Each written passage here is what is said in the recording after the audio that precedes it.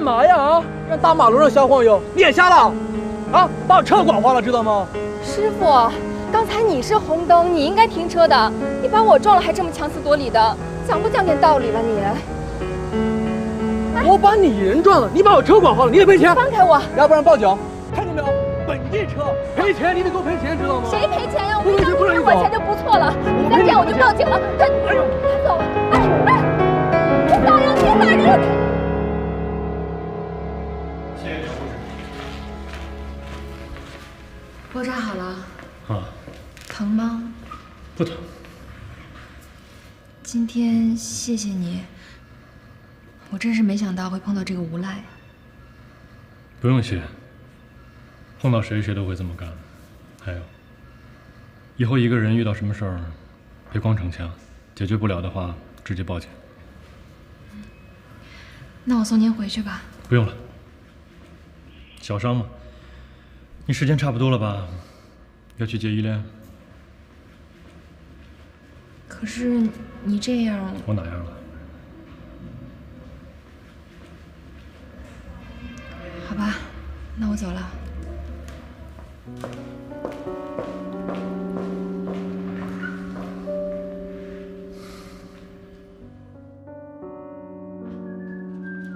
国成啊，儿大不由娘。你活着的时候我就跟你说了，你一定要保重身体，你不能有个三长两短。你看看我一个女人家，你出了事情，我怎么管这个儿子呢？国成，哎妈，我又怎么了？我说你下回能不能换个招啊？每回都这样。站住！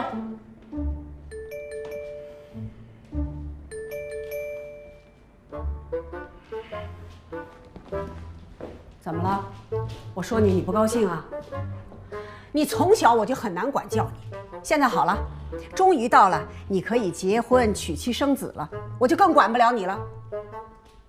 你爸可在这挂着呢，天天托梦给我问你的婚事，你让我怎么？哎，妈，我求你了，妈，别拿我爸说事行吗？你不就儿媳妇吗？等着，过几天我就给你领回来。你编吧，我看你怎么编。我倒要等等，你什么时候才能告诉我你现在女朋友的情况？这不刚开始呢，你得让我跟人家培养感情，对不对？是得培养感情，可我就不明白了，你怎么和一个连话都不会说的姑娘去培养感情呢？你怎么培养呢？不是妈，你怎么知道的？你是不是找他了？哎，你跟他说什么了？你干嘛？你要打我？不是你别跑啊！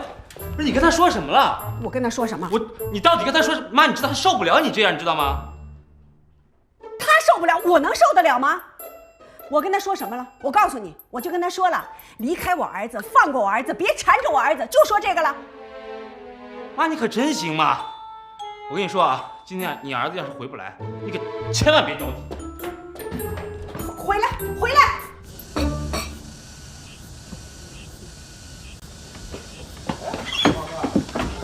来，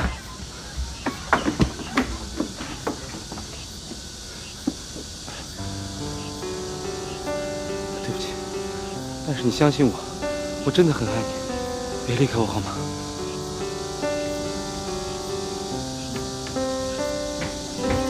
哎，爱宝，你干嘛呀？你这是啊？能别这样吗？啊！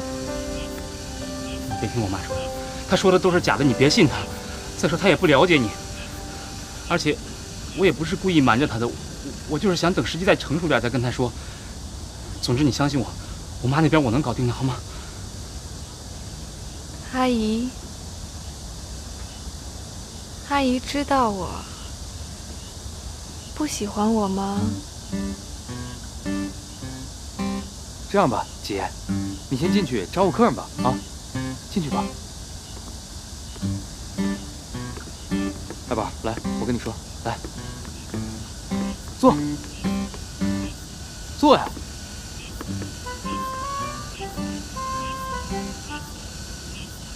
爱宝啊，爱宝，你说你当初怎么答应我的啊？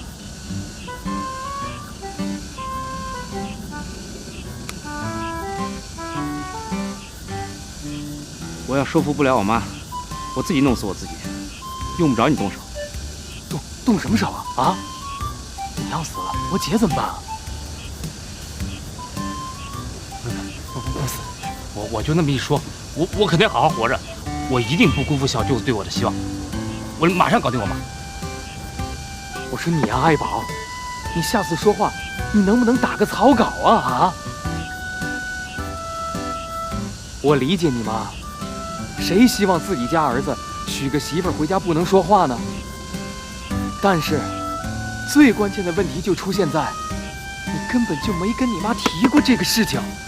虽然我也不知道你妈是怎么知道的，但是你不觉得这样做很不妥当吗？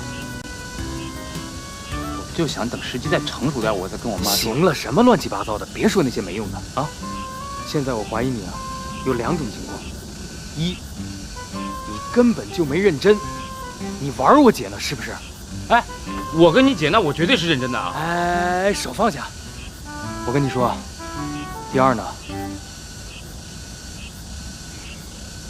你根本就搞不定你妈，你不敢跟她说，是不是？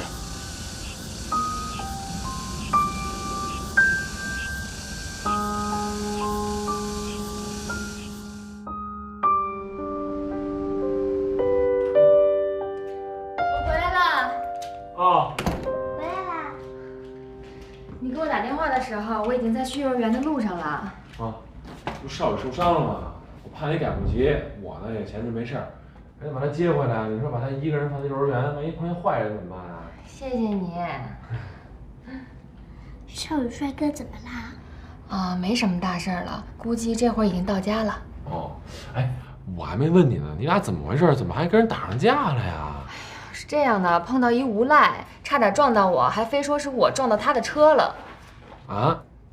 不是，那你没事吧？没受伤吧？我没事儿。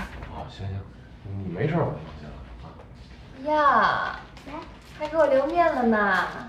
嗯，我和天乐已经吃过了，这是我和天乐为你留的，你尝尝我俩的手艺吧。你和天乐，你干嘛了？哎，人家打鸡蛋来的，鸡蛋是他打的。是吗？嗯，都会打鸡蛋啦。真好吃，好香啊！我都快饿坏了。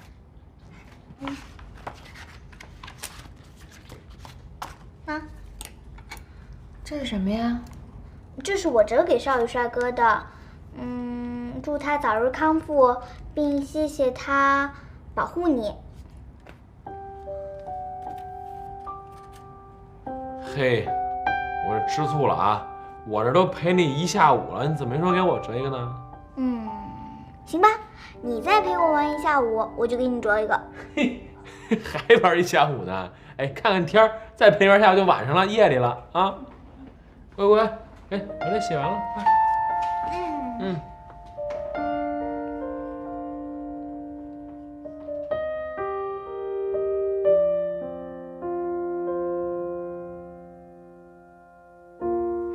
你瞅瞅你刚刚那吃相，那旁边全是你们学校的人，你就多注意点啊！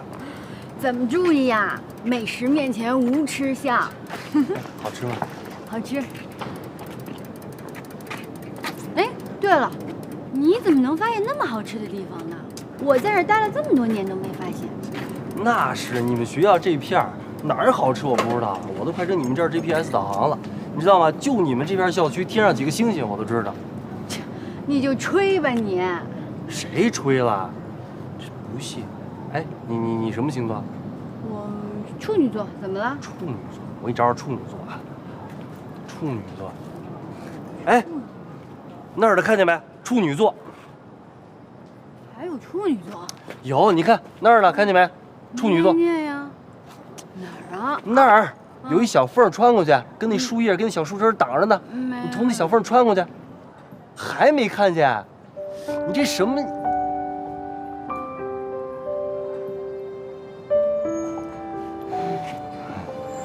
刚刚还在，这会儿跑了。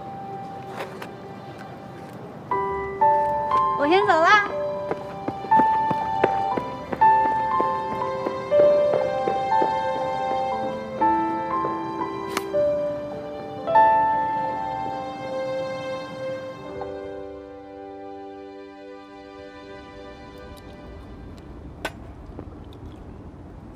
我就没见过我这么脑残的，生生给自己捅一大篓子。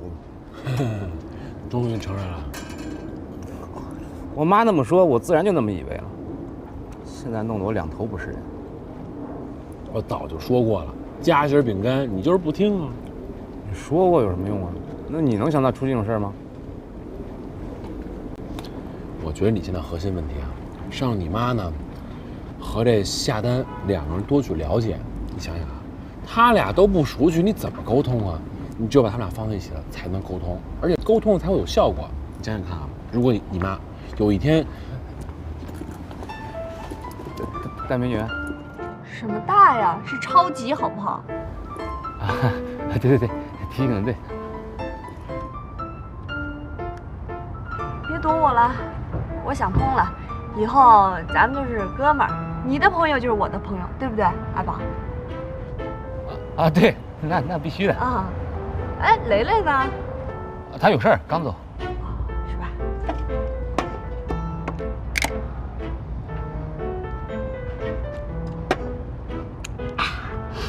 怎么着，我还挺够意思的吧？你一大老爷们也别磨叽了，来，配合一下吧。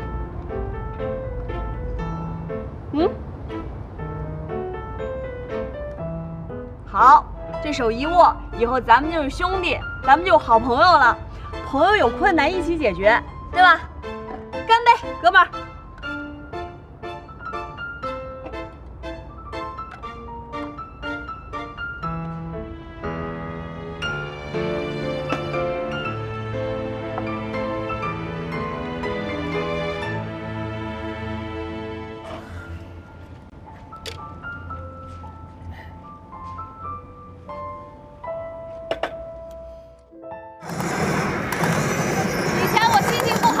就自己来玩，但玩完之后我发现该不好还不好。现在我想明白了，心情不好就要拖着这个让我心情不好的人一块玩，这样才能把心中的那个不高兴给发泄出来。这就叫做解铃还须系铃人。以后咱们定位了啊，哥们儿。哎，你之后结了婚，是不是出来什么事儿都得给老婆报批呀？说了嘛，咱有新定位了，哥们儿，没事儿，放心。如果依然真能给你幸福，我祝福你们。哎，行了，赶紧的，你动起来，打眼睛，打眼睛，快，快点！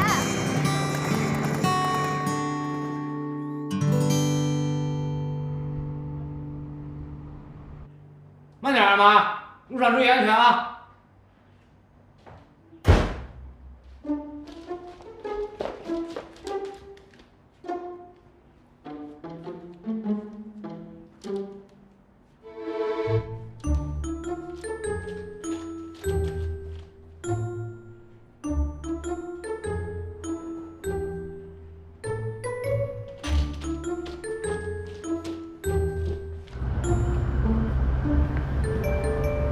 啊，没事，你那边去那边开悟吧啊，反正没事的，这边我都会跟你搞定的，啊，啊，哎，你还保是吧？我这不是有事啊，不跟你说了啊，你是？我赵磊。赵总啊！哎，你好。那个我弟说你是他好朋友，他说你也想炒那个纸黄金是吧？啊，对，您看啊，我这不是刚开始想学嘛，我不太懂，所以小飞说你是这圈里的行家，我就想找您请教请教。本来我说请您吃饭的，那吃饭就免了，现在时间有限，你赶紧说吧，有什么事你看。啊，那行，那我直说了啊。说，就是我就想问问啊，这个好做不好做，风险大不大？再有就是，它为什么叫纸黄金呢？哎，这个纸黄金啊，它就是一个网上买卖的一个虚拟的那个黄金啊，这个很简单的，就是所有的那个买卖交易都在那个黄金那个存折上面体现，没有那个实金提交跟那个交割的。哎，喂，啊，行，我知道了，钱已经收到了啊，到时候我们那个交易所见吧，好吧？好吧。那个我现在还有点事，就简单跟你说吧。这纸黄金它不需要你去找买家，24小时都可以交易的。那个你只要数着那个看好行情，低吸高抛就可以了，这么简单。这么简单？很简单啦，我这人就赚了8万块钱啦，是吗？这么好赚吗？很好赚的，然后你是我弟的好朋友，是吧？然后你到时候如果想做的话，就去交易所开个户，遇到什么问题，有什么想问的，你就随时打电话给我，好吧？那我这边就赶时间，先走了啊。好。哎，赵总，以后我就跟您混了啊。那个这样，改天您有时间的时候，我请您吃饭，地方您挑，好不好？没事啊，好，到时候再说吧啊。好，先走了啊，慢慢走啊。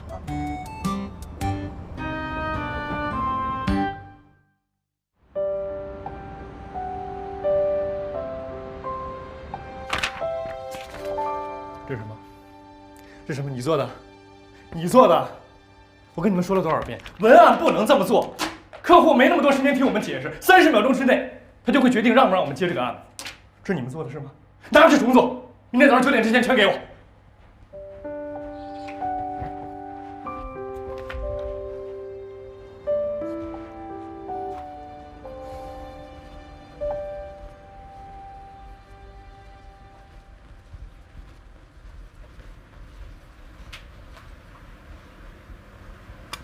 谭总，给你冲了杯咖啡提提神。谢谢。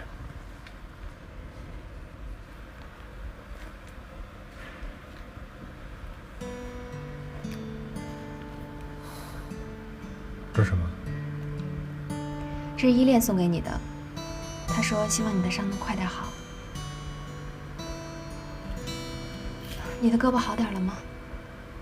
小伤没事儿。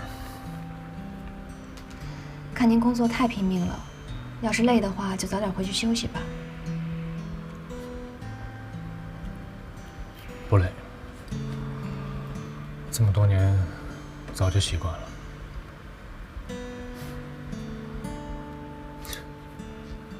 很多人都觉得我很风光，被人簇拥着，但实际上，根本就没有人理解我。我自己的孤独。只有我自己知道。守得住孤独，才能收获别人所没有的东西吧。所有失去的，老天都会以另一种方式补偿给你的。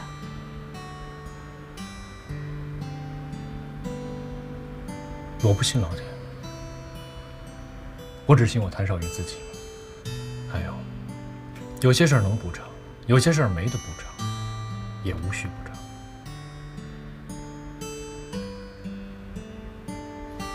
谢谢你的咖啡。那我先去工作了。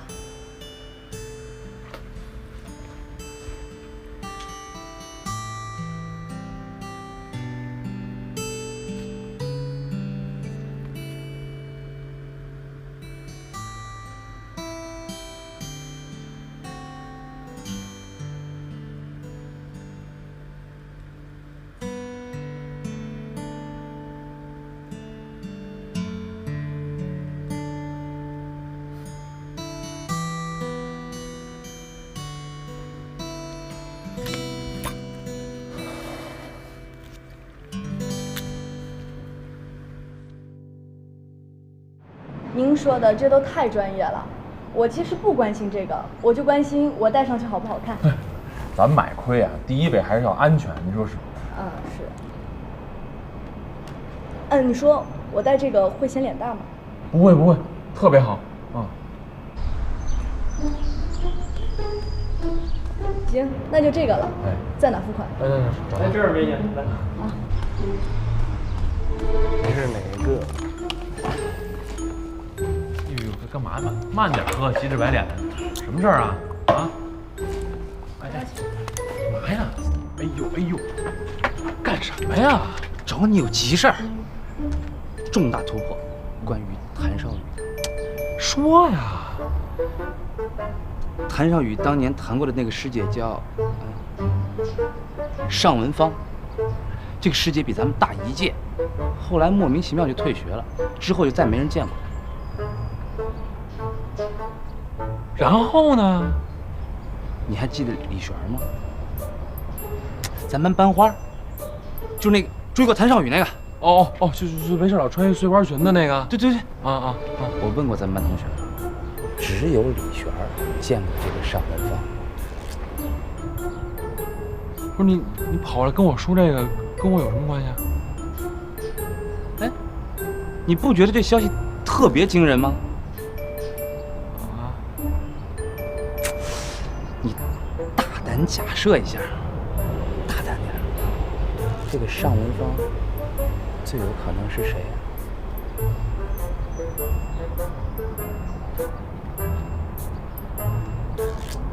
接下来的事儿呢，就是我帮你把李璇找到，你跟他见面一谈，你不就知道是不是你心里想的那样了？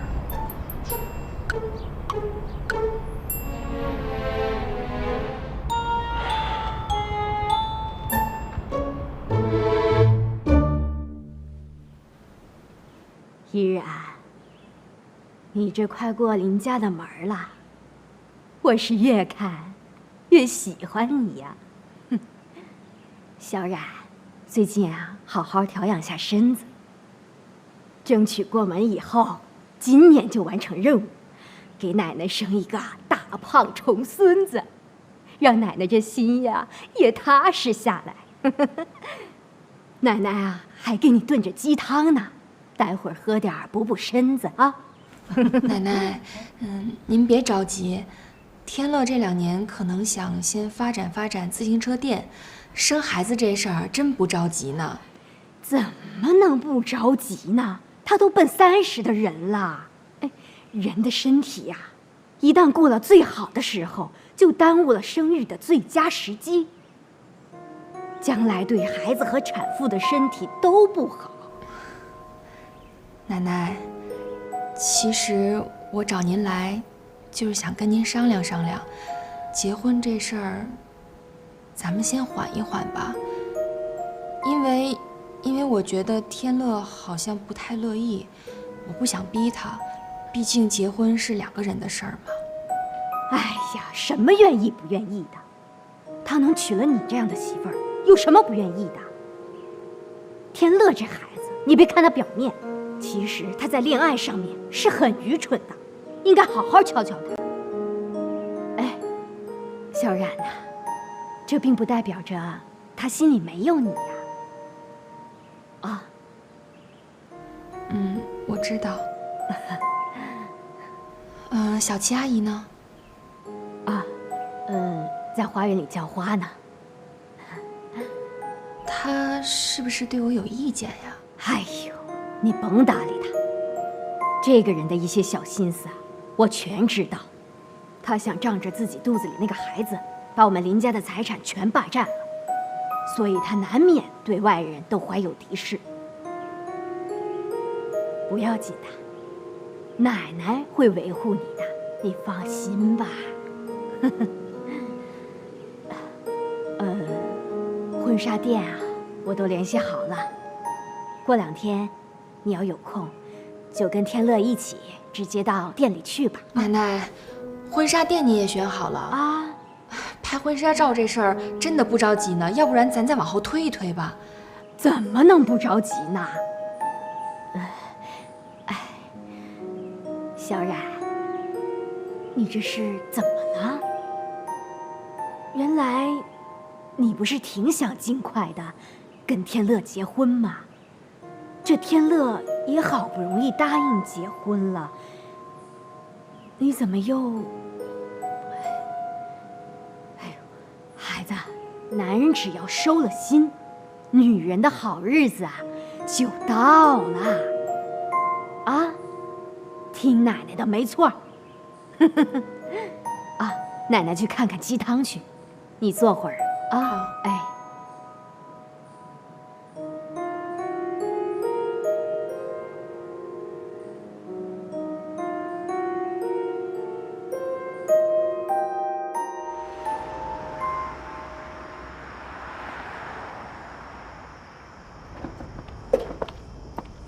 下班了吗？你一来，我不就得下班了吗？哎，哥，接你下班的来了啊！哎，你怎么跑来了？刚刚去奶奶那儿了，顺道过来跟你一起回家。哦，没什么事儿吧？奶奶都说什么了？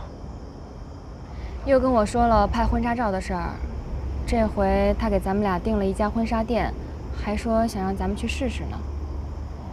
都约好了是吧？成，那就听他的。哎，对了，我呀有个事儿呢，想跟你商量商量，征求一下你的意见。这伴郎啊，我想请谭少宇。你看啊，这爱宝啊，白天上班，晚上呢得照顾他妈。这磊磊呢，长得太年轻了，站我旁边吧不太合适，所以就想跟你商量商量。想来想去呢，就剩谭少宇了。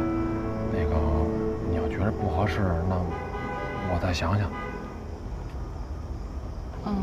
没事儿，这你就定了吧。行，那什么，你跟这儿坐着等我会儿，我收拾完了，咱们立马回家。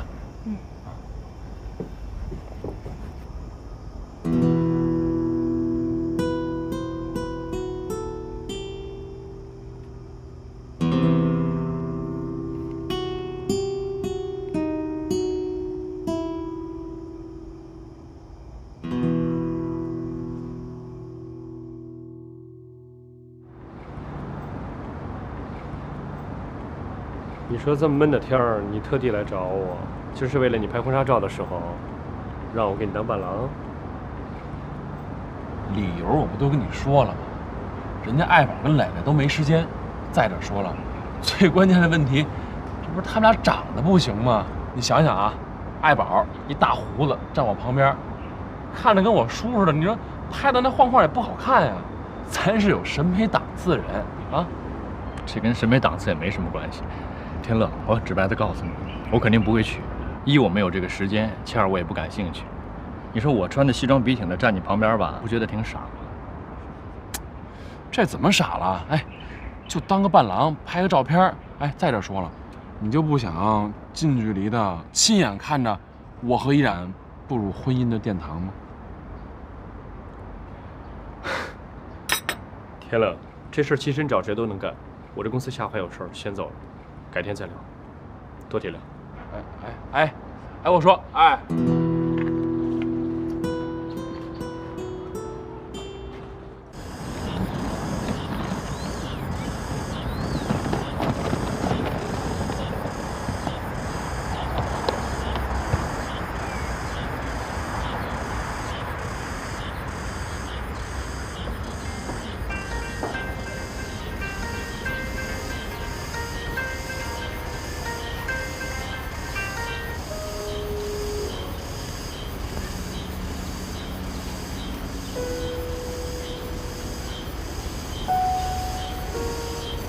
依恋，我刚才不应该对你那么凶，我跟你道歉。我们去找天乐吧，我想吃他做的鱼和面条。不能去。为什么？我说的话你听不进去是吗？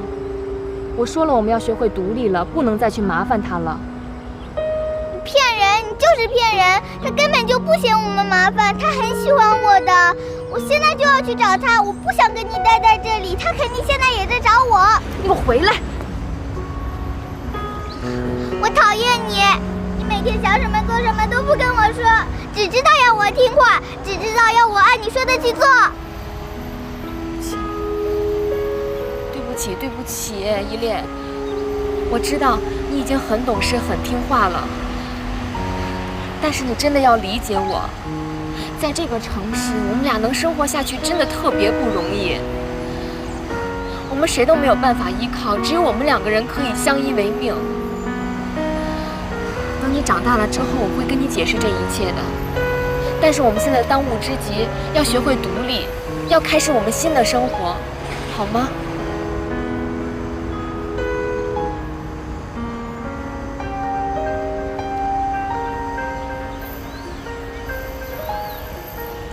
坐下来，乖啊。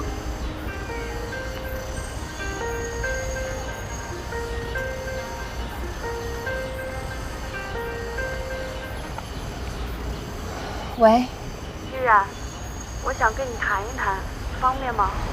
我们两个现在没有什么好谈的了吧？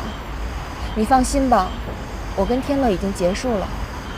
我觉得有些事儿还是要当面跟你谈一谈，希望你能答应。我现在不方便。你在哪儿？我去找你。这些事儿我觉得关系到我们几个人，不光要对自己负责，也要对别人负责，对吗？好吧。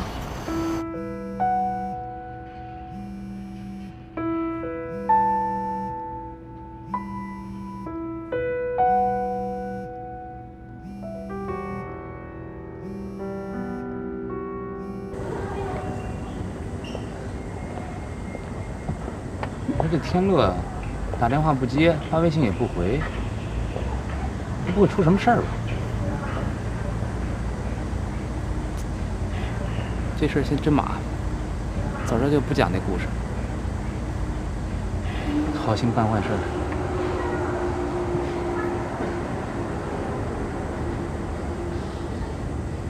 这也不能怪你啊，有些事情早知道要比晚知道要好。那你说我该怎么办？明天你约天乐出来吃饭吧，他现在一定很需要你。你说我现在去他们家找他怎么样？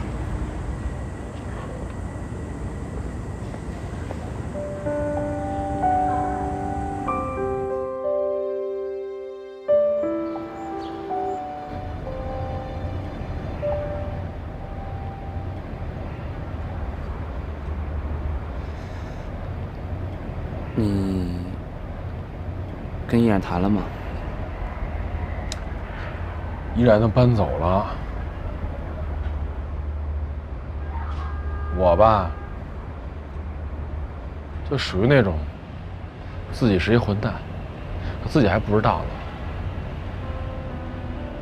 以为自己什么事都能处理好，结果呢，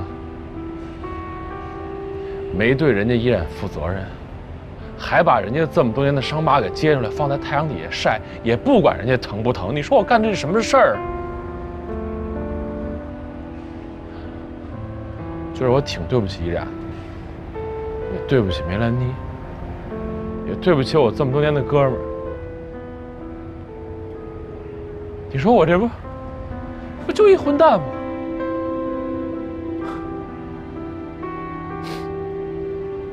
这事也不能全怪你啊，事情都已经到这样了，你现在想这些也没用啊。当务之急是想想这些事儿怎么处理吧。我觉得梅兰妮和依然那边，你都可以先缓缓。主要你还是先找邵宇把这事说清楚吧。邵宇压根就不可能见我。所以啊，那你更得找他了。他那性格你又不是不知道，你要不找他，他一辈子都不理你。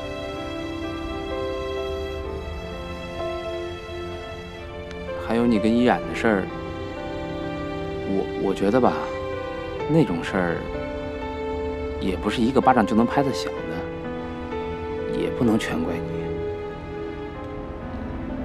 这事儿肯定怪我。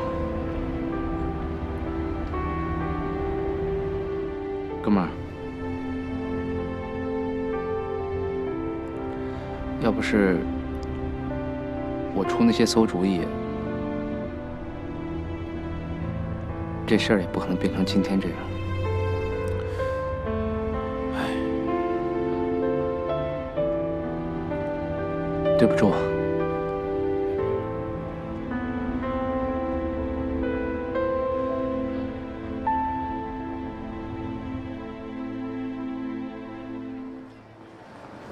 有些事儿我想来想去，觉得还是有必要当面跟你说。首先，我要承认我对天乐的感情，加上你之前的一些行为，我对你怀疑过，所以我查过你。我知道，像我这样一个浑身是泥的女人，就这样住进了一个陌生男人的家里，你怀疑我，这很正常。但我真的没有想到天乐，会和你真的发生些什么？天乐都告诉你了？这一直是天乐的一块心病。我也是才知道这件事儿的。说实话，一开始真的挺难接受。这些话我说起来不太合适，可我还是想问问，你对这件事儿是怎么看的？我的看法会影响你的决定吗？会。如果你能让过去的事儿真的过去，并且能跟天乐开始新的幸福的生活，我祝福你们。过去的并没有过去，你不要纠结了。我们俩什么都没有发生过。我跟天乐那一晚什么关系都没有发生过。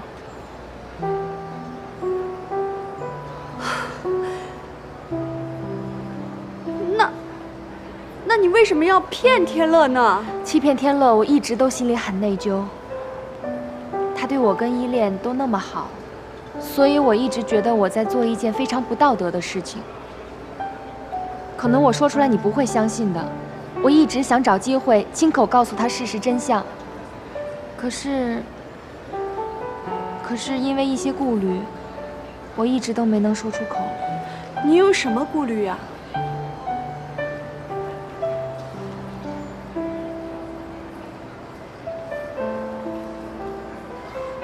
我能看得出来，天乐非常喜欢你，而且他只喜欢你一个人。你知道吗？其实有的时候，我挺羡慕你的，能拥有一个这么好的男人。现在一切还都不算晚呢。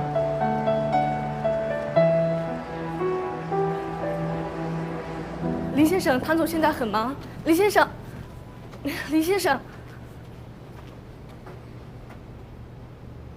谭总，我没拦住他。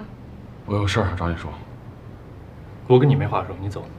少宇，我跟你没话说。不走是吧？不走我叫保安。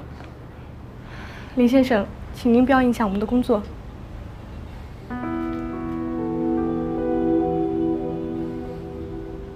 你工作，我在外面等你。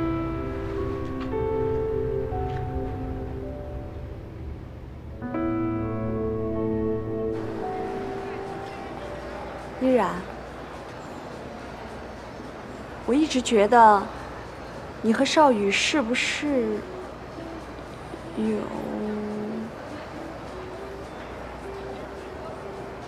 我是想报复他，可惜一直都没能成功。你为什么要报复他呀？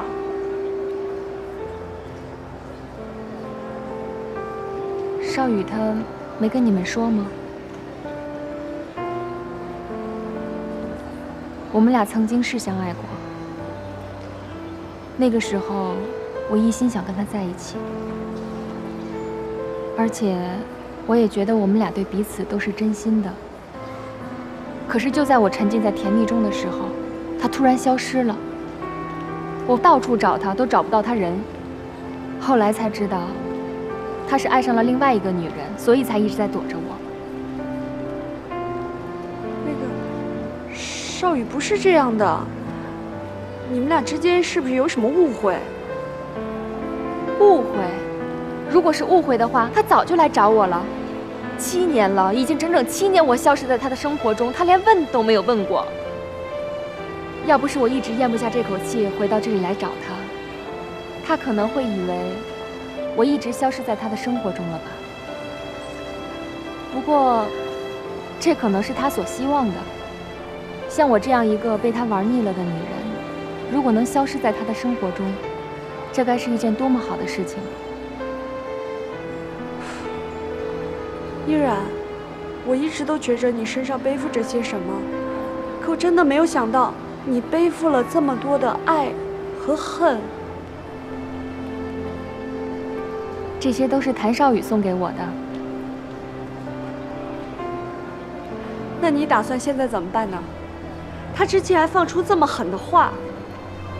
依然，你就应该找他去质问。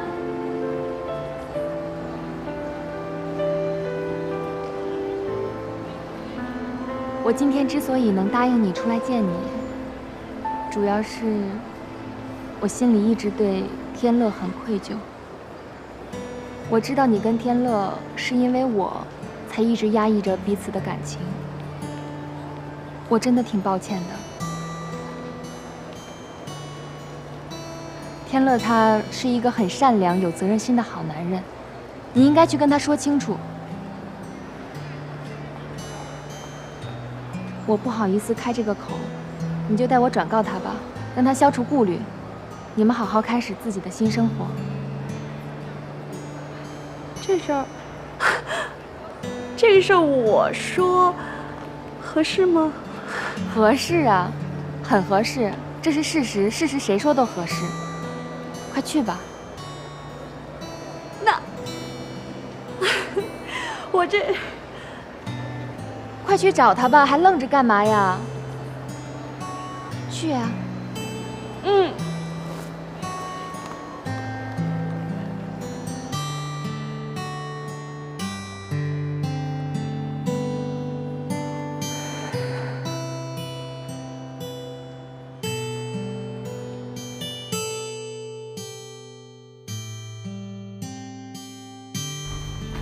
谭总，怎么样？他走了吗？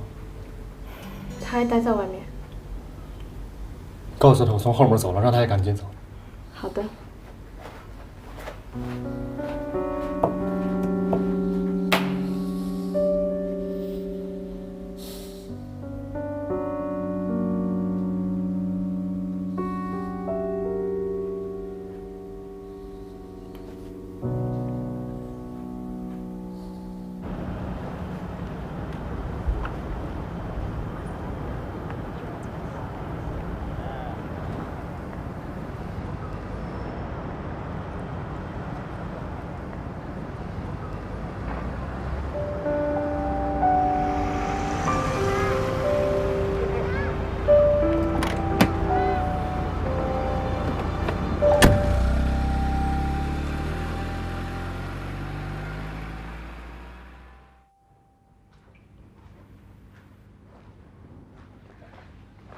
谭总，这么晚了，您还没回去？啊，李密啊，不想回去，不想回去。没事没事，不用扶，没事。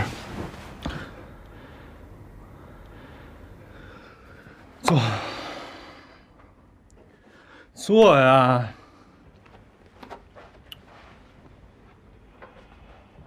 您喝了那么多酒，要不我送您回去吧？没事没事。问你个问题啊，李密，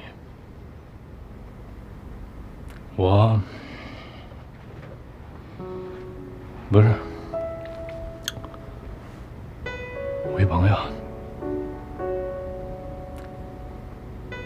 我一朋友最好的哥们儿，跟他最爱的女人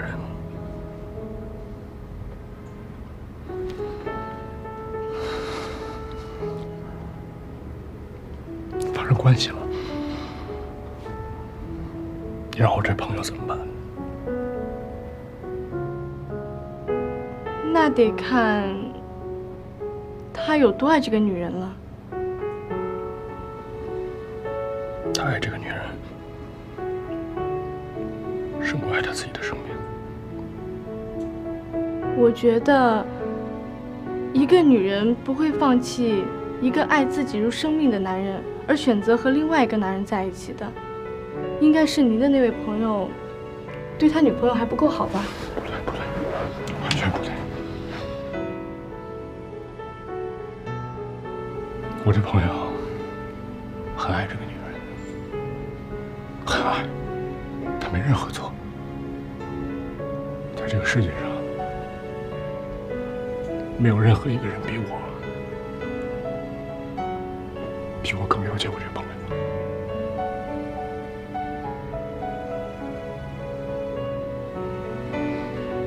他心里有很多苦，很多。有很多苦，但却不能跟任何人说，就只能把这所有的苦全都压在这儿，就压在这儿，你知道吗？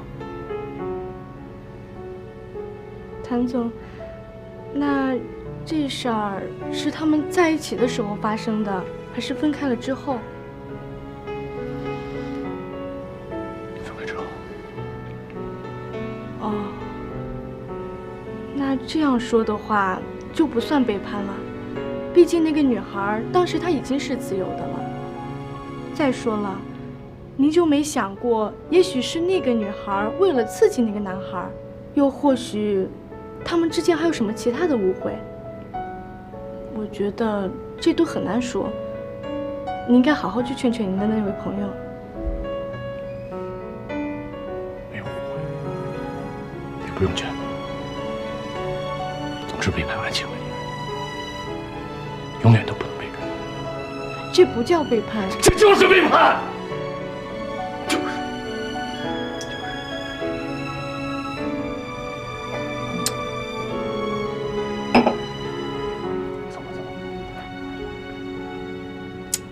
你走啊！我没事，你走啊！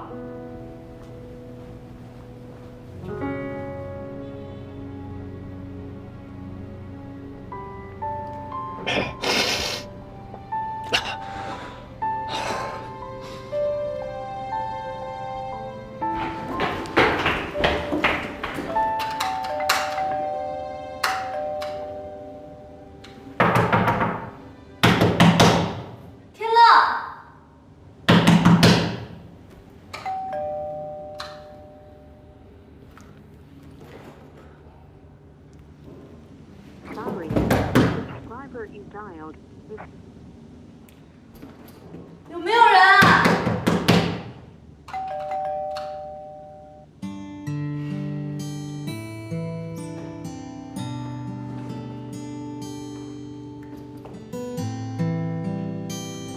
您拨叫的用户已关机。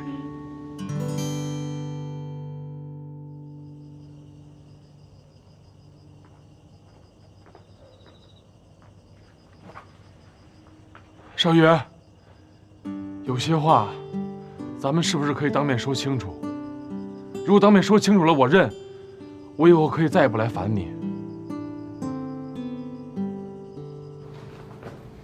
我知道我现在说什么呢，都是多余的。可是我有件事没弄明白，我就想来问问。那天你打我那拳，是说你现在还爱着依然吗？是。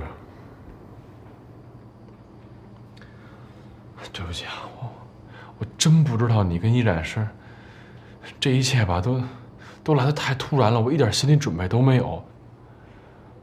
我更不知道你和依然之前有那么一段，也没想到你居然现在还爱着他。你既然是我朋友，为什么从来都不听我的劝告？什么劝告？我不止一次的警告过你，我说依然这个女人工于心计，爱慕虚荣。我说过。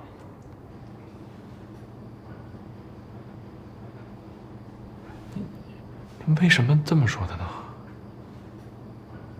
为什么这么说？她不就是这种女人吗？为了自己想要的一切，可以豁出去，什么都敢干，包括跟你上床。我敢保证，这一切不是偶然，是她精心设计的。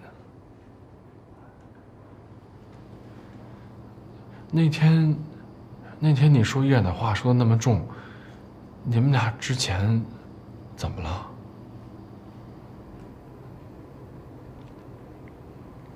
话已经说到这份儿上了，有些事儿我不想再去隐瞒。是，我跟依然从前的确在一起过，但那是8年前的事儿了。那个时候我跟他领了证，正在筹办婚礼，你连婚纱都是，但他突然就失踪了，突然，就那样，从我的生活里彻彻底底的失踪了。后来我才知道，他跟我家里讹了一笔钱，逃婚了。所以我说他跟我在一起，就是为了钱，而跟你在一起，也同样是为了钱。你说他是为了钱？对，他是为了钱。他表面上装作不在乎物质，但心里边，他根本就在乎钱，很在乎。在很长的一段时间里边，我都不太敢相信我爱上了这样一个女人。但直到有一天有人拿着汇款凭证给我看的时候，我才相信，她就是这种女人。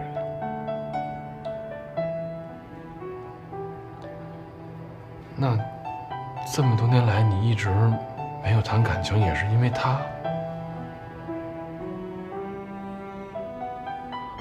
我不知道，或许吧。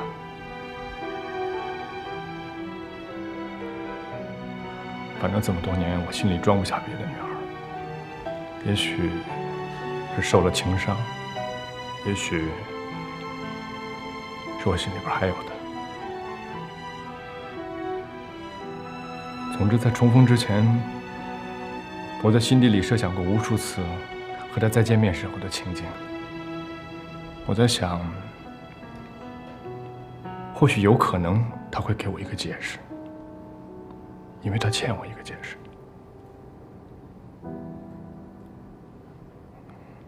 可结果呢？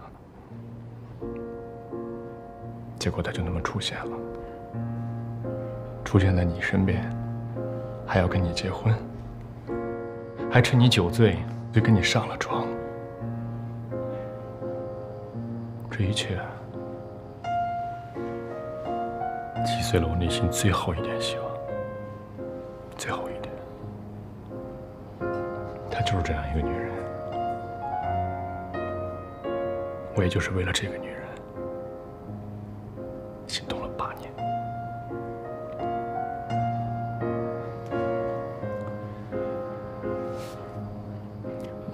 那依然来接近我，也是因为我的钱，难道不是吗？你说呢，林天乐？你不想想啊，他为什么就跟依莲住到你家去了？为什么你奶奶那么喜欢他？为什么他趁着酒醉跟你上了床？还有，他为什么会让你一直回避着你爱的女人美兰妮，选择跟他结婚呢？你说，林天乐，你就是为了这样一个女人，攻于心计的女人，放弃了你自己真正爱的女人。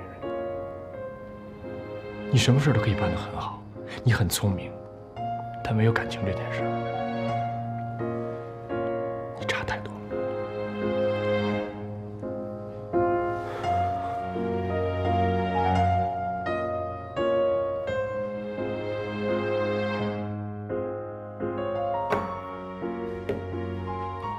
天乐，你和依然什么事都没发生，你们俩怎么什么都没有？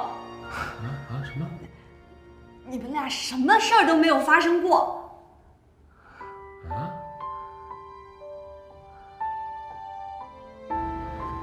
依然亲口跟我说的，那天晚上你喝醉了，他只是把你扶到了他的床上，他在沙发上睡了一夜，你们俩什么事儿都没发生过。我们俩什么都没发生。对，他骗我，一直骗我到现在。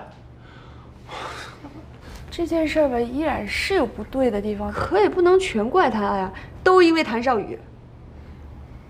他们俩的事你知道吧？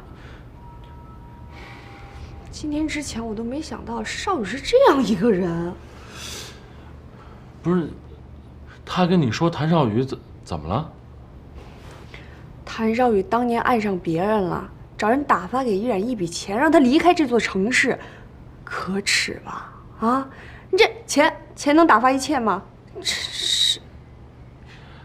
哎，我就不明白，他为什么到现在还在骗呢？你被他骗了，你知道吗？谭兆宇不是那样的人。他没有理由骗我呀！他说了，他回来就是为了报复谭少宇。一个女人能有这么大的怨气，处心积虑，你想一想，这仇恨有多大？我刚跟谭少宇聊完，他跟我说了好多呢。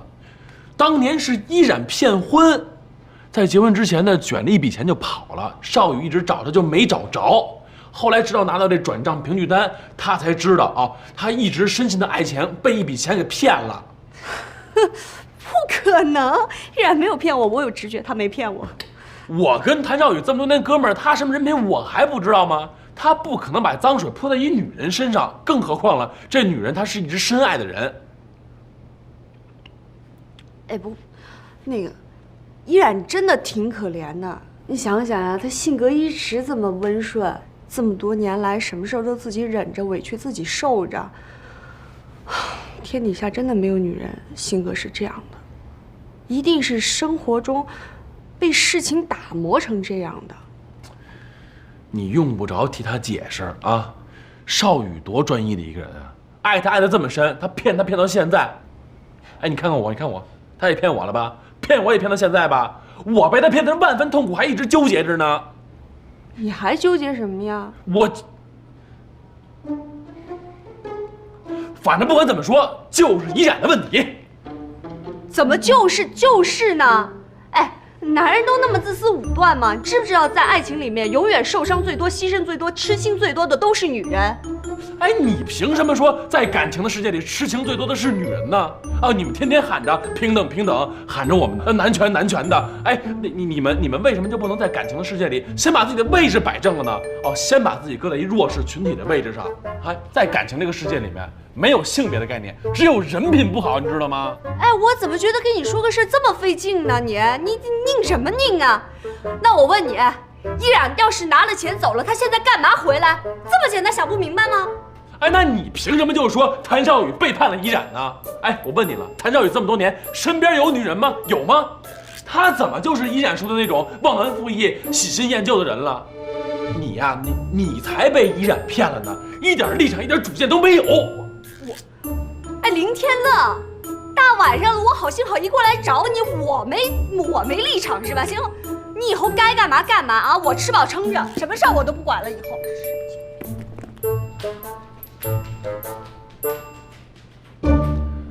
不是你跟我急什么呀？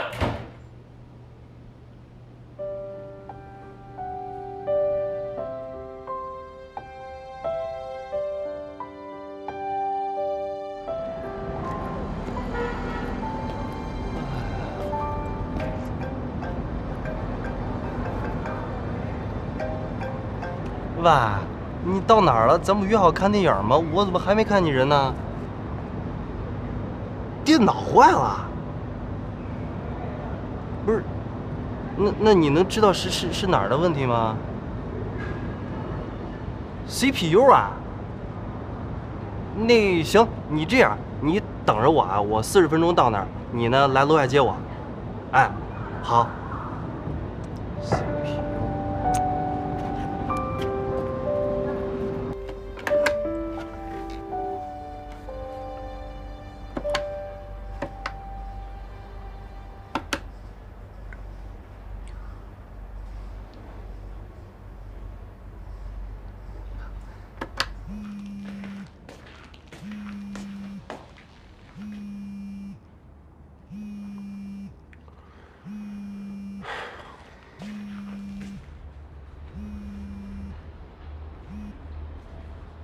喂，谁呀？天乐，你在干嘛呢？我好想你啊！依恋，你在哪儿呢？我在一个旅馆里。天乐，我好想你啊！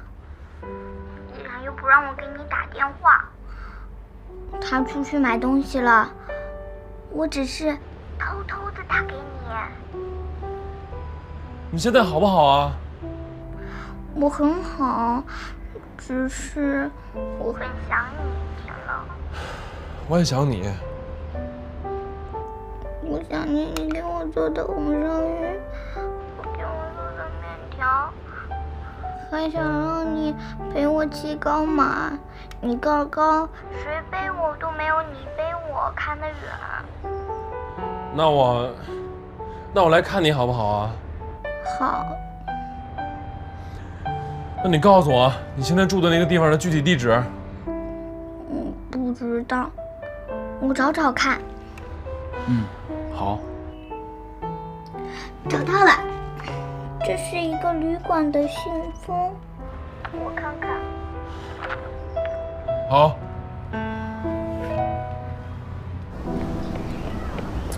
真慢，你不着急吗？还这么慢？我这还不快？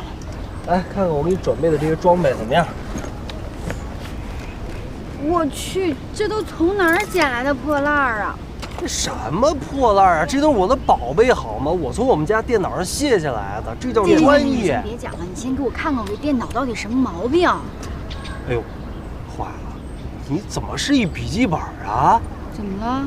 我还以为你是台式机呢，我这带的都是台式机的东西啊。那你能不能修啊？我也没修过笔记本啊。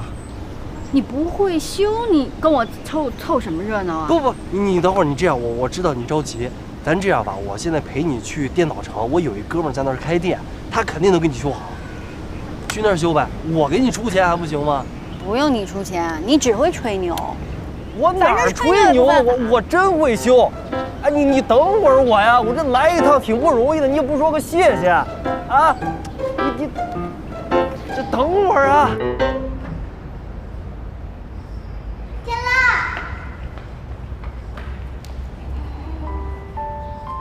天乐，才跟你分开了2天，我就超级无敌想你的。我也超级无敌想你呢。你这2天听话了吗？好好学习了吗？每天都不落，每天25个单词，还有我还背了2篇的课文，回头背给你听。真的？依恋，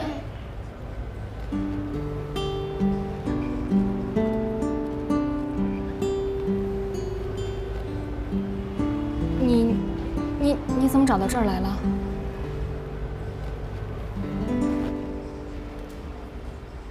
依恋，是不是你给天乐打的电话？我就跟他说，我想他了嘛。这事儿不怪依恋，是我一定要问你们住哪儿的，而且我有些话想要问你。改天吧，你先回去吧。依恋，回来，回去吧。逃避是解决不了任何问题的，而且你不应该为你的行为负责任吗？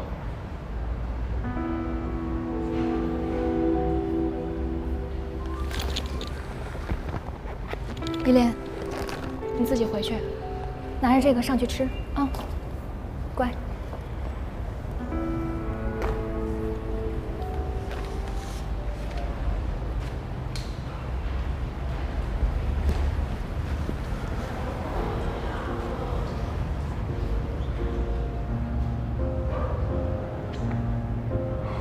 我这几天听到了很多的事情，让我挺难消化的。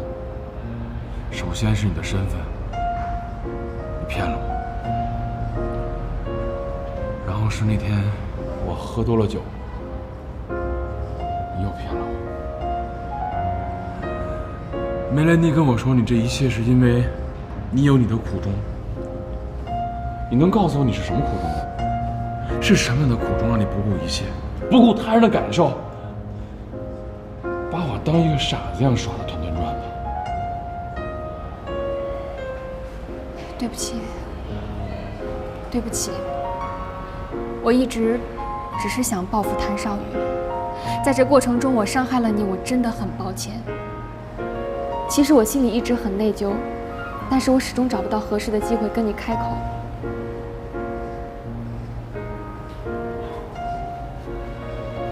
你接近我就是为了伤害谭少宇。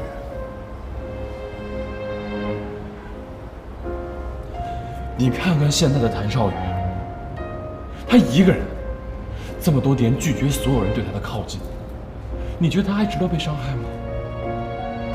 我不明白你们到底是在想什么。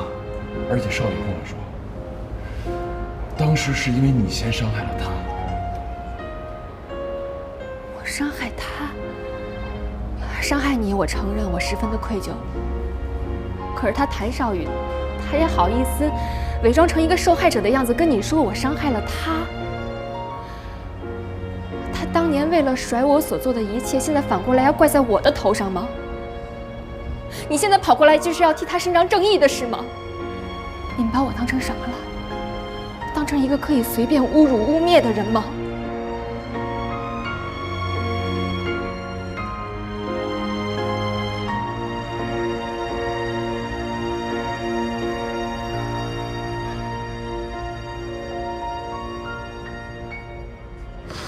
你说，依然会不会骗我呀？因为天乐说了另外一个版本，他说依然骗婚，还拿走了一大笔钱。少宇为了这事儿还消沉了好长一段时间。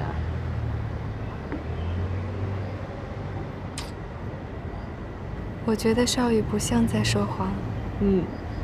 我觉得少宇也不是会说谎的这种人。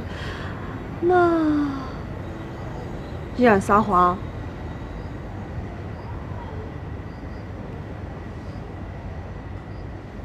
我觉得他们俩肯定有误会。那是什么误会啊？哎呀，搞不清楚。我说了这么半天，你听明白了吧？反正事儿呢就是这么个事儿。我反正看现在李依然啊，哎呦，恨那谭少宇恨的，这一下把我弄懵了。你说这到底怎么回事啊？这按理说，依然他不应该是这样的人啊。可是你说，依然他骗了你，我们应该很难再相信他说的话。仔细一想吧，他骗你的原因是什么呢？是谭少宇。所以追根溯源，这里边可能还真有什么隐情我们不知道的。你给我说糊涂了又，你就直接告诉我吧，怎么才能把这里面的事儿弄清楚了？唯一的办法就是把两个各执一词的人凑到一块儿，这样才能知道谁说的是真的。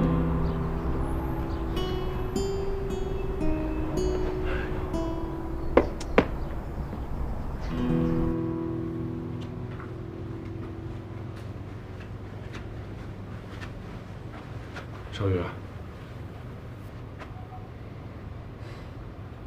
我那天跟你说的话是不是不够清楚，以至于今天你还要来？我有急事要找你。说。我想告诉你，你所担心的那件事儿没有了。我不明白你的意思。梅兰妮去找过依然，依然告诉他，那天晚上喝醉酒，我跟他什么事情都没发生过。这件事我也找依然求证过了，的确什么事都没发生过，都是他设计骗我们的。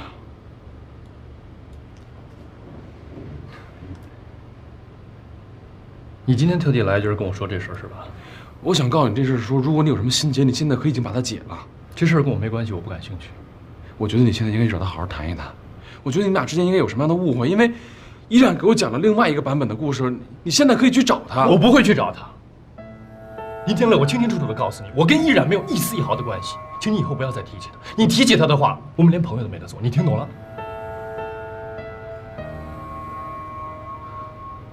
我的话说完了，请你离开，不要影响我。